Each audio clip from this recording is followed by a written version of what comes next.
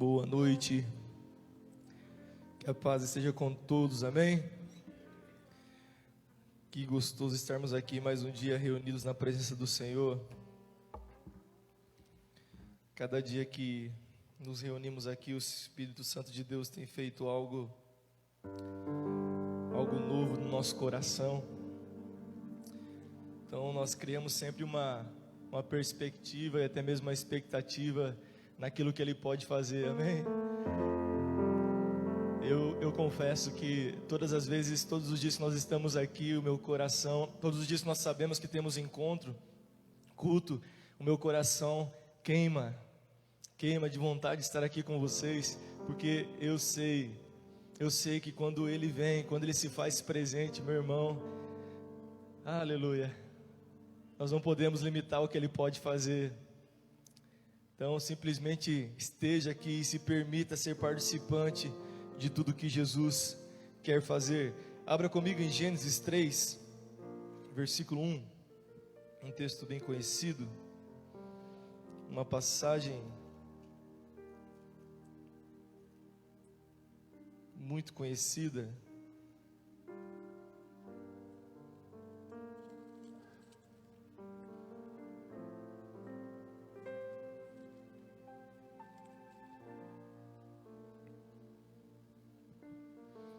Gênesis capítulo 3, versículo de número 1 até o versículo 13, diz assim: Ora, a serpente era mais sutil do que qualquer animal do campo que o Senhor Deus havia feito.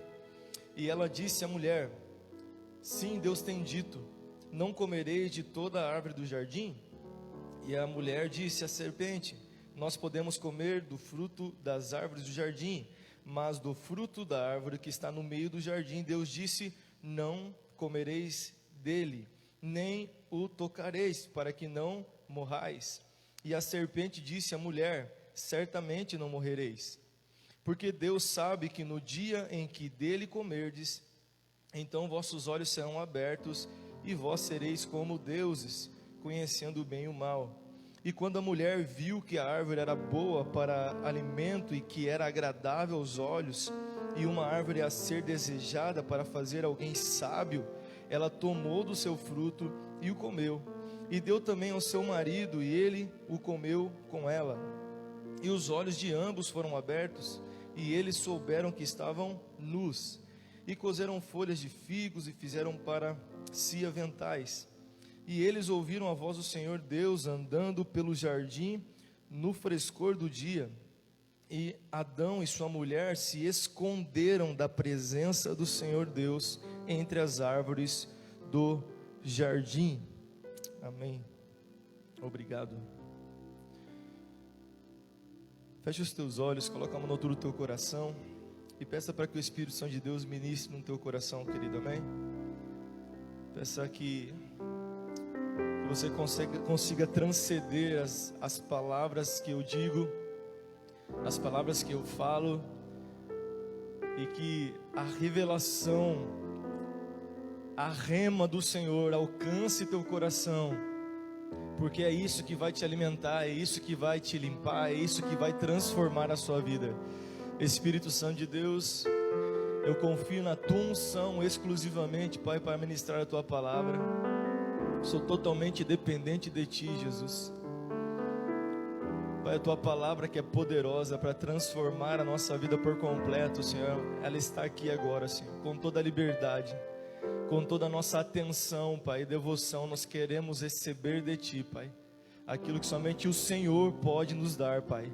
Então, Espírito Santo, encontra em nós corações mansos e receptíveis, para que a Tua palavra opere em nós a Tua vontade boa, perfeita e agradável, em nome de Jesus.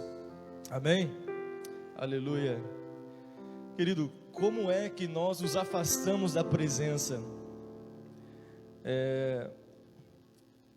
Uma das minhas mentoras, minha pastora, me deu um livro que eu não consigo sair da primeira parte. Esse livro chama Por que Tarda o Pleno Avivamento? Eu não vou ousar falar o nome do escritor, Ravel. Depois eu mando, né? Tenho dificuldade com isso, né? Esses dias atrás eu falei de um outro pastor americano, não sabia falar soletrar o nome dele, e umas pessoas perguntaram no WhatsApp, eu consegui, né? Achei no Google lá e consegui.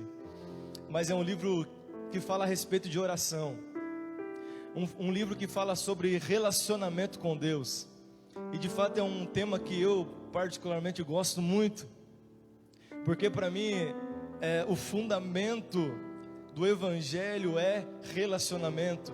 O propósito de Deus ter nos criado é relacionamento. Então, quando se é falado de relacionamento, parece que os meus ouvidos são aguçados para ouvir aquilo que está escrito, aquilo que está sendo pregado, ministrado.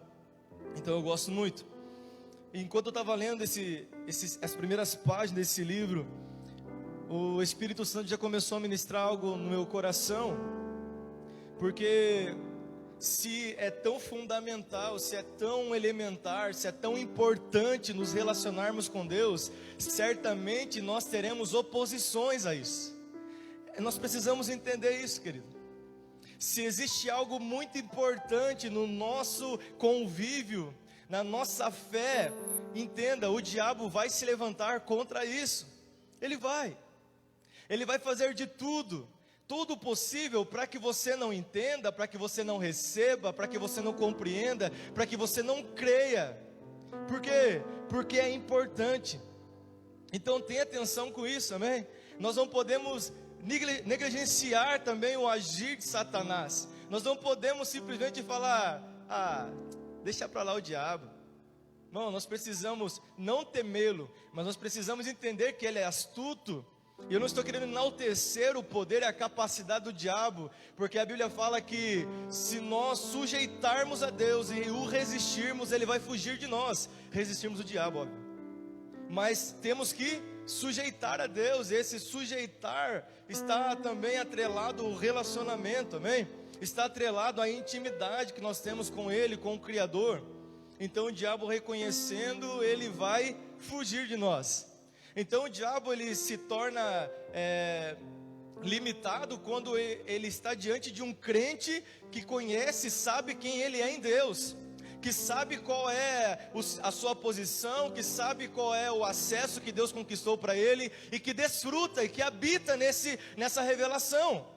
Então o diabo de fato é limitado, mas para tudo isso, para nós que estamos crescendo nesse conhecimento, nós precisamos ter atenção, nós precisamos entender, se há algo importante, o diabo vai se opor. Se há algo importante, a minha carne, se há algo importante para o meu espírito, a minha carne vai se opor, porque em Gálatas 5,16 fala que o espírito milita contra a carne milita ou guerreia contra o espírito, para que um não faça o que o outro quer fazer, amém?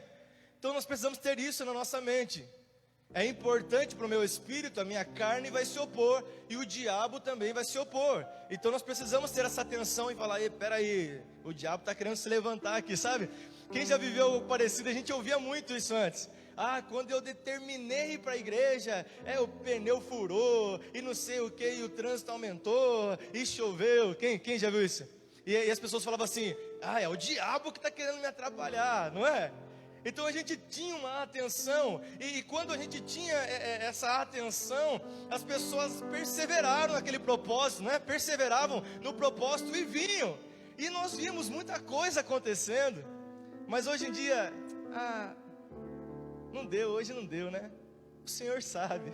Não deu para ir hoje, o Senhor sabe. Não deu para orar hoje, mas Deus sabe. Não deu para jejuar hoje, mas Deus sabe. E aí os dias vão passando, as horas vão passando, e a nossa vida vai ficando estagnada. A nossa vida ela vai ficando paralisada. Às vezes vivemos até um retrocesso. Mas se nós queremos avançar em direção àquilo que é a vontade de Deus para a nossa vida, nós precisamos entender, eu vou ter que lutar, eu vou ter que me esforçar, eu vou ter que realmente desejar e me colocar de fato nessa posição a fim de alcançar o que Deus tem para mim, amém? Então é isso que eu quero que você entenda, o diabo vai se opor. Assim como ele se opôs aqui a Adão e Eva. Olha só, então como é que nos afastamos da presença? O que nós aprendemos aqui é que nós começamos a nos afastar da presença quando nós ouvimos quem não deveríamos ouvir. que raio que Eva estava conversando com uma cobra? Para quê? Para que conversar com alguém que não pode e não vai te trazer nenhum benefício, que não vai te trazer nenhuma influência boa? Já atrás eu estava conversando com os líderes de célula e a gente falou isso.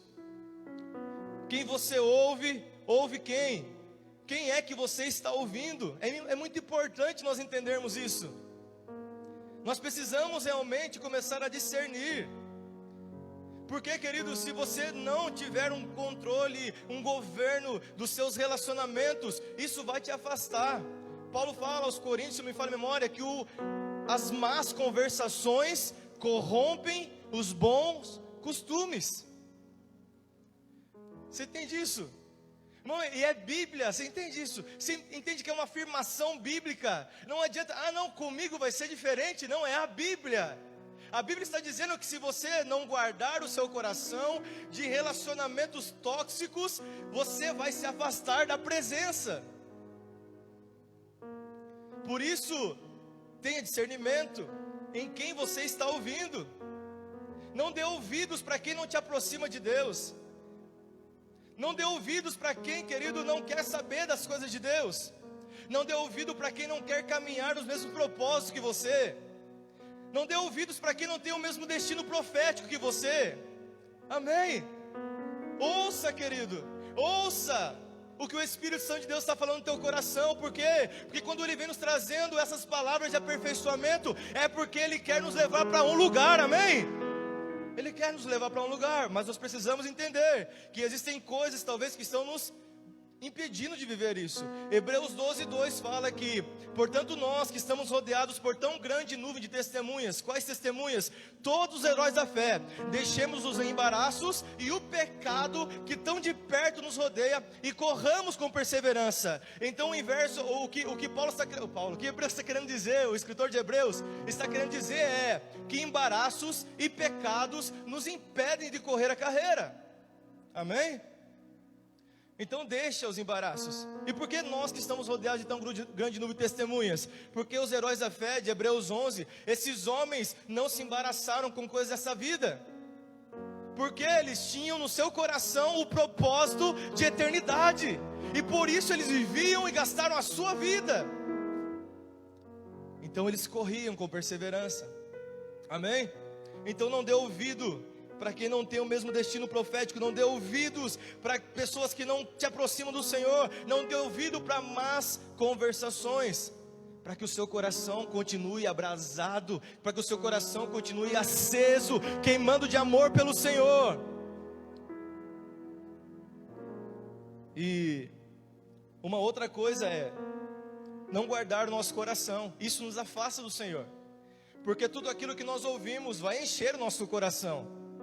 Provérbios, Salomão diz: o caminho do reto é desviar-se do mal. O que guarda o seu caminho preserva a sua alma. Eu sempre vou fazer a menção, porque a primeira mensagem que a Andréia pregou aqui, a pastora de jovens pregou aqui, foi: de tudo que se deve guardar, guarda o teu coração. Por quê? Porque dele procedem as fontes da vida.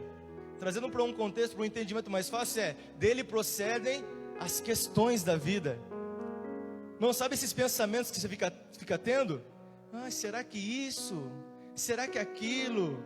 Mas se eu fizesse isso? E se eu fizesse aquilo? Mas se eu tivesse com fulano e não tivesse com ciclano? Mas se eu tivesse na cidade e tal? Irmão, tudo isso está sendo gerado no seu coração.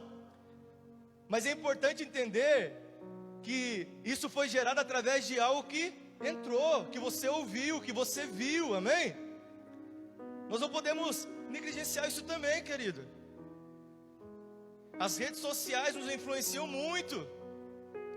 Hoje as pessoas estão vivendo de uma forma comparativa, exacerbada.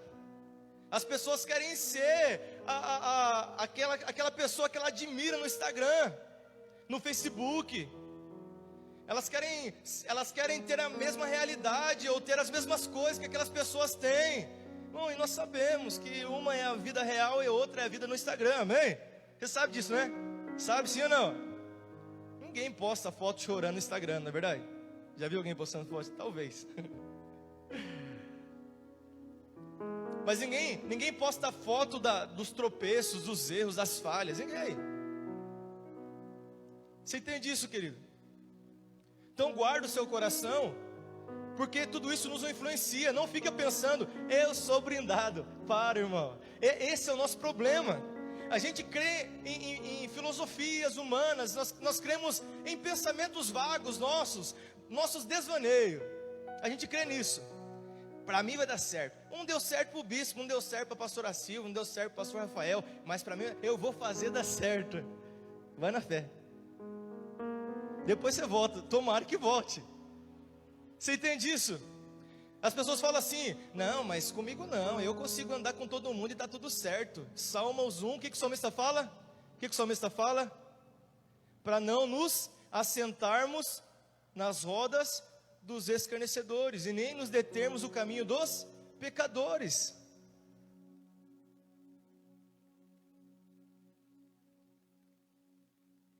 Ei, voltou? Você me multou, né? Não, eu sei que não estou brincando. Você entende? Nós precisamos entender que, como cristãos, nós temos como fundamento e base a palavra de Deus, amém? Você crê que a palavra de Deus é a palavra de Deus de fato? A Bíblia é a palavra de Deus, sim ou não? Sim, querido, ela é. Então nós precisamos, a Bíblia diz isso para eu guardar meu coração, a Bíblia diz para eu guardar o meu caminho, a Bíblia diz para eu não me assentar na roda dos escarnecedores, nem me deter no caminho dos pecadores. Eu não vou fazer isso, a fim do quê? De guardar o meu coração. Por quê? Porque se isso entrar no meu coração, questões vão surgir, e essas questões vão virar o quê, querido? Atitudes, comportamentos. Amém? Você ouviu algo, entrou no seu coração, qual é o processo? Aquilo vai gerar uma questão, que vai gerar um comportamento. Então, Satanás foi lá, sorrateiro. Irmão, o diabo ele vem com o sapatinho de algodão, irmão. Você precisa entender isso. O diabo não vem com o tridente, com o rabo, com o chifre, tá bom? Você sabia disso, né? Sim? Então nós precisamos entender. Aonde é que o diabo está atuando na sua vida? Aonde é que o diabo está atuando na minha vida? Aonde é que ele está, sabe, realmente investindo, querido? Será que o diabo está investindo nos seus momentos a sós? Será que o diabo está investindo nas suas redes sociais? Será que o diabo está investindo nas coisas que você tem assistido? Será que o diabo está investindo nos seus relacionamentos, nas suas amizades? Aonde é que o diabo está investindo? Porque eu sei, querido, de uma coisa: o nosso adversário, o inimigo das nossas almas, ele nos odeia, e ele não para de tentar, querido, fazer com que você se afaste da presença. Ele vai fazer de tudo. E olha só, então guarda o teu coração. Guardou o coração. E como nos afastamos também? Depois, praticando, como eu disse, o que foi gerado no coração. Isso nos afasta. Que Adão e Eva foi lá e comeram. Você entende que é um processo? Ouviu, gerou no coração, caiu no coração, mudou um comportamento, virou uma atitude, comeu. E agora? Continua. Porque o diabo ele é assim, ele faz você pecar, ele te influencia a pecar, ele não te faz, mas ele te influencia a pecar, e depois ele quer que você acredite na mentira de que agora acabou. Deus não te quer mais. Tudo que você viveu na presença de Deus acabou. Deus jogou fora, sabe? Porque quando Deus vem na viração, a Bíblia fala que Deus andava, e no original, esse andar o significado original é um modo de vida. Entendemos que todas as tardes, na viração do dia, Deus estava ali para ter relacionamento, era comum. E quando ele chega, Adão ouve a voz de Deus, e o que ele faz? Ele se esconde da presença. Porque o diabo quer que você acredite agora que você não é mais digno, que você não merece mais, que Deus não tem mais propósito com você. Como se o que Deus precisasse fazer na nossa vida, Ele fizesse através da nossa capacidade. Não. O que Ele faz, o que Ele propositou, querido, é segundo o poder e a capacidade dEle, amém?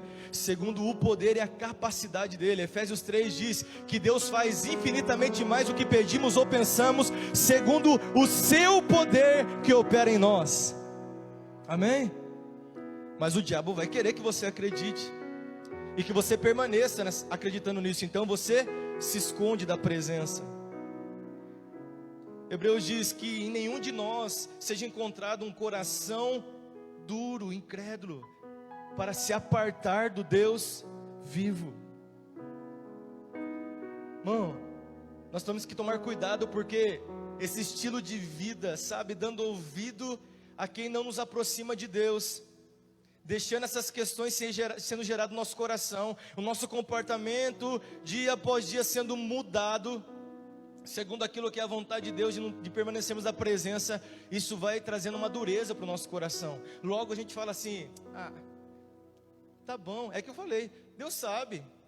Deus sabe hoje, Deus sabe amanhã, Deus sabe depois amanhã. E quando a nossa vida está lá, sabe, distante dos propósitos, dos desígnios, sabe, dos projetos que Deus sonhou para nós desde o ventre da nossa mãe, como diz Salmo 139:16, aí a gente fala assim: o que eu fiz de errado? Aonde foi que eu errei? Irmão, entenda isso. O Senhor te trouxe aqui nessa noite para te trazer, para te fazer despertar, amém? Para que você comece a realmente refletir em toda a sua vida, em tudo que você está vivendo nos dias de hoje, até agora, e que você consiga identificar, querido, aquilo que está te afastando da presença, ou aquilo que te impede de se aproximar mais da presença.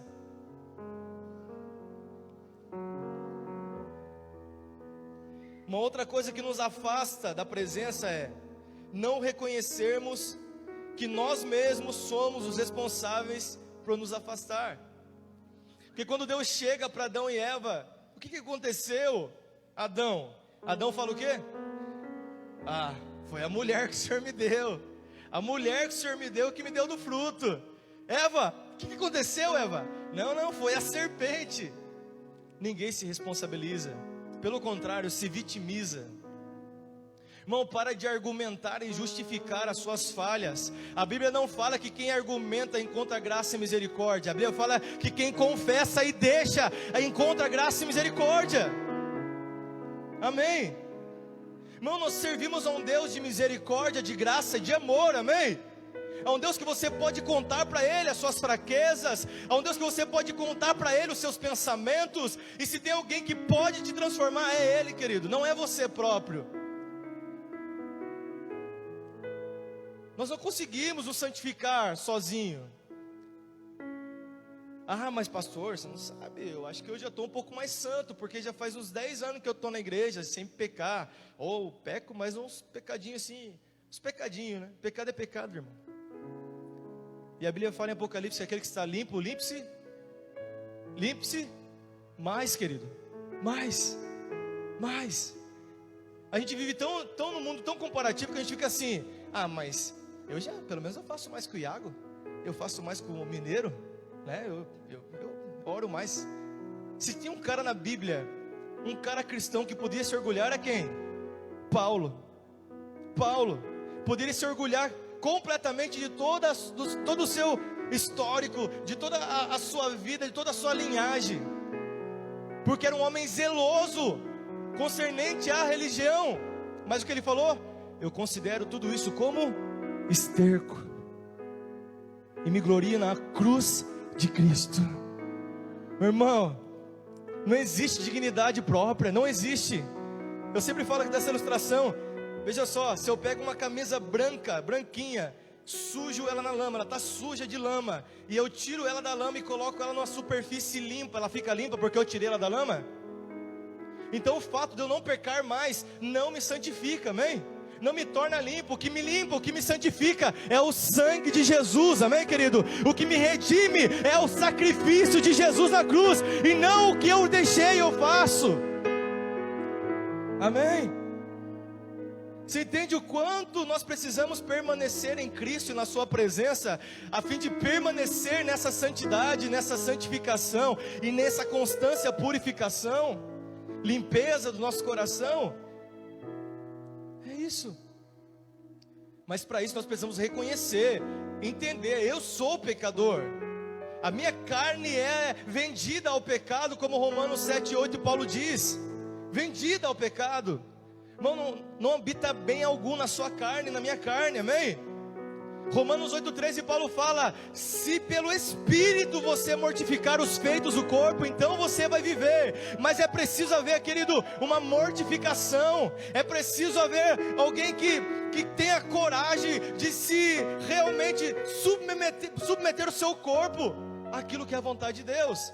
Porque seu corpo não vai querer orar, seu corpo não vai querer estar na presença, seu corpo, a sua carne não vai querer estar aqui. Irmão, e se você não alimentar o seu espírito e mortificar o seu corpo, é o quê? Né? A gente está agora vindo nos cultos às 7 da noite, né? Por causa do decreto. E o que acontece? Muita gente vem correndo do trabalho, sim ou não? Quem fica corrido demais aí, sai do trabalho e já vem? Olha lá, bastante gente.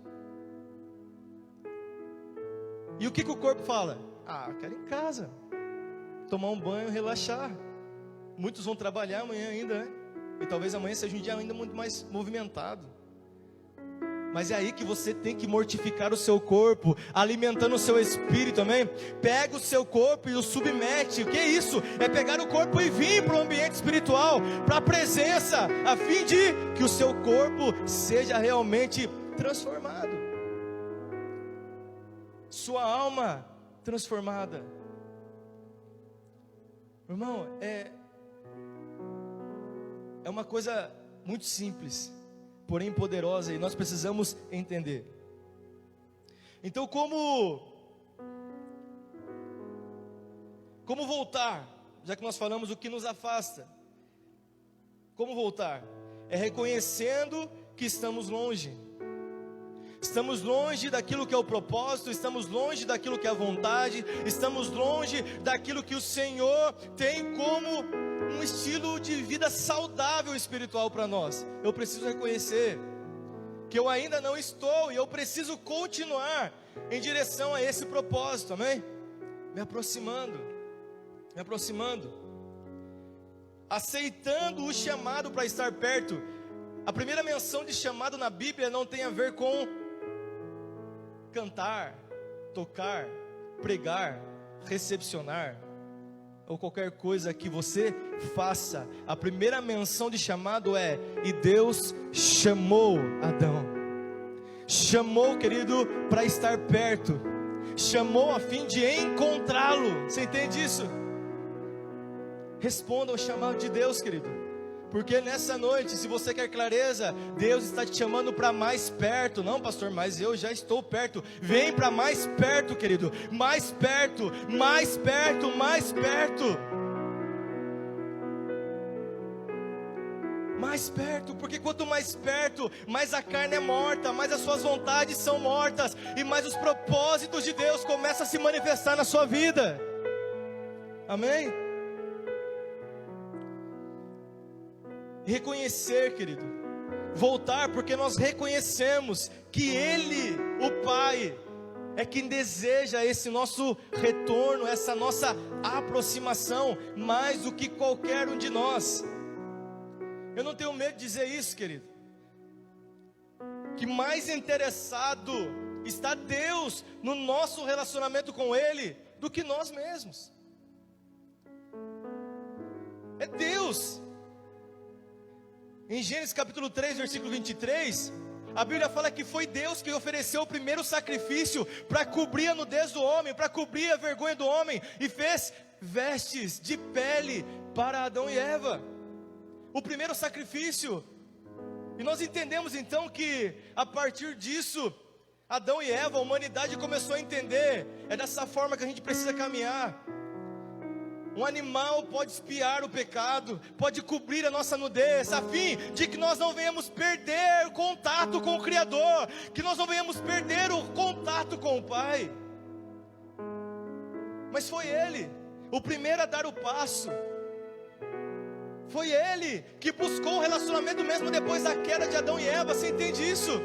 Irmão, não é porque você pecou, não é porque você errou, não é porque você se afastou que Deus desistiu de você. Ele insiste em você. E nessa noite eu estou aqui para dizer isso, querido. O Senhor insiste em você. Ele continua com seus propósitos de pé, pronto para cumprir na sua vida, para retomar, querido, como nós pregamos aqui na quarta-feira. Tira tudo aquilo que está entulhando os seus poços, porque é nesse mesmo poço que a água corrente, que a água viva vai começar a jorrar do seu interior, querido. Ele está te chamando. Se coloca de pé em nome de Jesus. Ele está te chamando, amém? Querido, o homem pouco pode fazer para se achegar a Deus, pouco.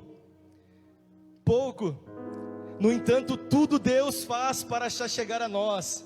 2 Coríntios 5, 18, 19 fala que Deus estava em Cristo, reconciliando o mundo consigo. Deus estava em Jesus, na morte de Jesus na cruz, no sacrifício, restaurando o relacionamento, restaurando a ponte que tinha sido quebrada, e um abismo que tinha sido construído já não existia mais, porque o véu foi rasgado, e Ele nos colocou na presença novamente. Não saia da presença, permaneça na presença, querido.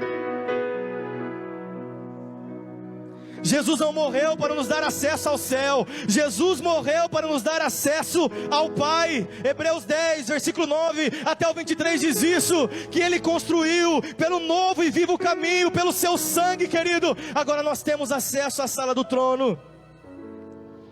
Aleluia. Meu irmão, e é tão importante a oração, é tão importante o relacionamento, é tão importante estar perto, é tão importante permanecer na presença. Por quê? Por quê, querido? Porque quem gasta tempo com performance, talvez nunca seja reconhecido. Mateus 7:22, a Bíblia diz: olha a Deus, em teu nome expulsamos demônios, curamos enfermos, falamos em outras línguas. E Ele vai dizer: apartai-vos de mim, eu não conheço vocês que apenas fazem. Mas aquele que gasta tempo em oração receberá recompensa pública. Mateus 6,6 diz: vai para o teu quarto, porque o seu Pai que está no secreto, que te vê no secreto, te recompensará publicamente, querido. Vamos lá, você precisa entender que o principal propósito não é o que você faz, é o que você é diante dEle, na presença dEle, um coração faminto e sedento por causa dEle. Vamos, querido, começa a orar, começa a dizer: Pai, eu quero fome e sede, eu quero fome e sede da Tua presença, eu quero Te desejar mais que tudo, eu não quero andar em comparação, Deus, eu não quero andar em comparação, eu quero andar por aquilo que é o desejo do Teu coração. Começa a orar, querido, começa a orar em nome de Jesus. Enoque tinha uma escolha. Enoque tinha uma escolha. Ei, talvez ele viu seus antepassados dizendo: era muito bom no jardim, era muito bom estar na presença, mas infelizmente eu perdi tudo isso. E Enoque começou a olhar para aquela história, e ele poderia pensar: Deus não nos quer mais, Deus não nos quer mais perto, Deus desistiu de nós. Mas não, querido, a Bíblia fala que Enoque andava com Deus, e porque ele andava com Deus, com o coração cheio de fome e sede, Deus o arrebatou para Ele. Meu irmão, você precisa saber o que é andar com Deus. Andar com Deus não é ter fome, por quê? Porque a presença dEle tudo provê. Andar com Deus, querido, não é ter medo do amanhã, porque nele habita toda a plenitude. Ei, andar com Deus, querido, não é ter medo dos fracassos, porque nele, querido, nós temos perdão, graça e misericórdia. Vamos, querido, não existem impossibilidades. Buscai o Senhor enquanto se pode achar, invocai-o enquanto Ele está perto. Ele está aqui, querido, Ele está aqui, desejando um relacionamento, desejando que você esteja mais perto, mais perto, mais perto dEle. Vamos, levanta suas mãos como sinal de entrega e começa a dizer: eu quero estar mais perto, Jesus, eu vou me aproximar mais, eu vou tirar tudo aquilo que é entulho e que me impede de viver os propósitos, e vou continuar perseverando nesse caminho. Aleluia, aleluia, aleluia. Aleluia. Amém, querido.